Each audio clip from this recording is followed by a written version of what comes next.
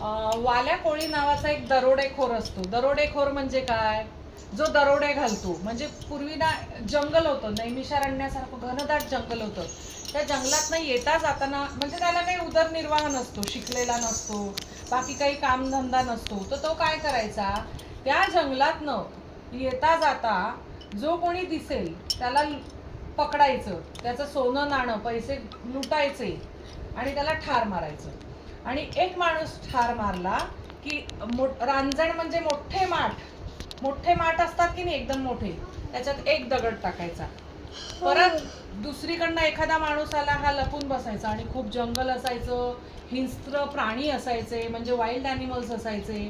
तर लोकांनी यायला जायला भीती वाटायची. मग रात्रीचं तर शक्यतो यायचंच नाही, पण दिवसाही त्या जंगलामध्ये घनदाट झाडी असल्यामुळे लोक घाबरायचे. आणि तिथे या वाल्या कोळ्याची दहशत होती. म्हणजे कोणी येताना दिसलं की हा त्याच्यावरती हल्ला करायचा, सगळं सोनं नाणं लुबाडून घ्यायचा, पैसे लुबाडून घ्यायचा. आणि सगळं दिलं तरी सुद्धा त्याला ठार मारून अजून एक माणूस मारला की अजून एक दगड उचलून रांजणात टाकायचा. असे 7 रांजण भरले होते. किती? 7 रांजण कडेकोट म्हणजे काठोकाठ भरले होते दगडांनी. एवढी माणसं त्यांनी मारली होती. आणि काय करायचा, मग ते सोनं नाणं येईल ते विकायचा, त्याच्यातनं खायला प्यायला त्याच्या घराचा उदरनिर्वाह करायचा, घरातल्यांचा, मुलाबाळांचा. तर मग काय होतं, एक दिवस नारद मुनी तिथून जात होते जंगलाच्या वाटेने. तर नारद मुनींना त्यांनी अडवलं आणि ए संन्यासा, तुझ्याजवळ जे काही आहे ते मला सगळं काढून दे. नारद मुनी म्हणाले, मी साधू माणूस, माझ्याकडे ते काय असणार. माझ्याकडे ते त्यांच्या हातात त्या चिपळ्या होत्या, फक्त नारायण नारायण करत चालले होते, माझ्याकडे काही नाही, मी काय देऊ तुला. नाही, जे असेल ते गोडी गुलाबीने दे, मी तुला ठार मारणार. नारद मुनी म्हणाले, एक मिनिट थांब, तू हे सगळं दुष्कृत्य कोणासाठी करतोयस, म्हणजे हे पाप का करतोयस. तो म्हणाला, माझ्या मुलाबाळांसाठी करतोय, त्यांचं पोट भरतं त्यातनं. तर नारद मुनी म्हणतात की खरंच मुलाबाळांसाठी करतोयस. हो म्हणे, मग त्यांना मी खायला प्यायला घालतो, माझा संसार चालवतो. तर मग नारद मुनी म्हणतात, तू ज्यांच्यासाठी एवढं म्हणजे मेहनत करतोय, तू आजपर्यंत एवढं पाप केलंस, एवढे 7 रांजण भरले दगडांनी, एवढी माणसं मारलीस, ते तुझ्या पापात सहभागी आहेत का, तुझे मुलं बाळ बायको. तर तो म्हणाला, अर्थातच असणार, मी पाप केलं पण मी कमवलेलं ते खातायत ना, ते मजेमध्ये राहतायत, त्यांच्यासाठी मी पाप केलं म्हणजे माझ्या पापामध्ये जसं माझ्या कमवून आणलेल्या गोष्टीमध्ये त्यांचा हिस्सा आहे, तसं मी केलेल्या पापामध्ये सुद्धा त्यांचा हिस्सा असणारच आहे. नारद मुनी म्हणतात, नाही बाळा, जा तुझ्या बायकोला मुलाबाळांना विचार की खरोखर तुम्ही त्याच्या पापात भागीदार आहात का. तू घाबरू नको, मी कुठेही जात नाही, मी साधू पुरुष आहे, मी इथेच थांबतो, माझ्यावर विश्वास ठेव. त्या नारायणाची शपथ घेऊन सांगतो की मी कुठेही हलणार नाही. मग ह्याचा वाल्या कोळीचा विश्वास बसतो की खरोखर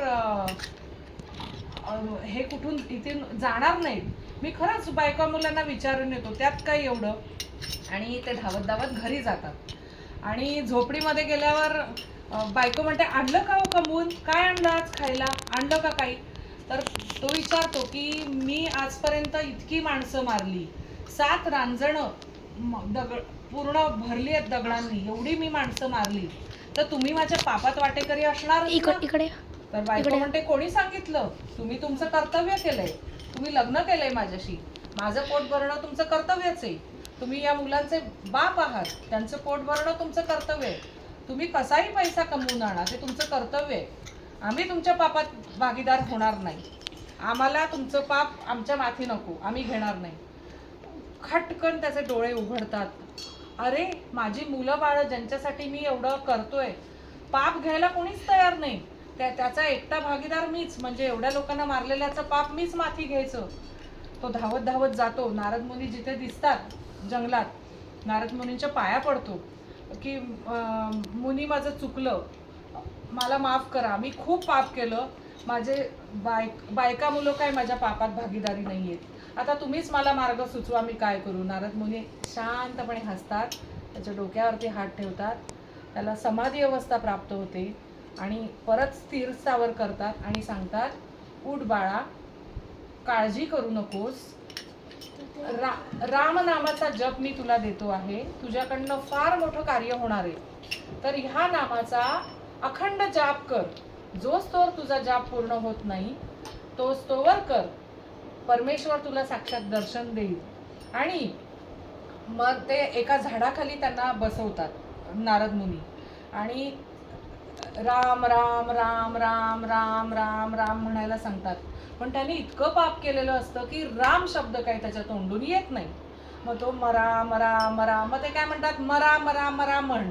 मग मरा मरा मरा मरा मरा मरा म्हणताना रामचा उच्चार येतोय की नाही, मरा मरा मरा मरा मरा मरा, असं उलट नाम घेऊन सुद्धा उलट्या नामे पापे जाळी.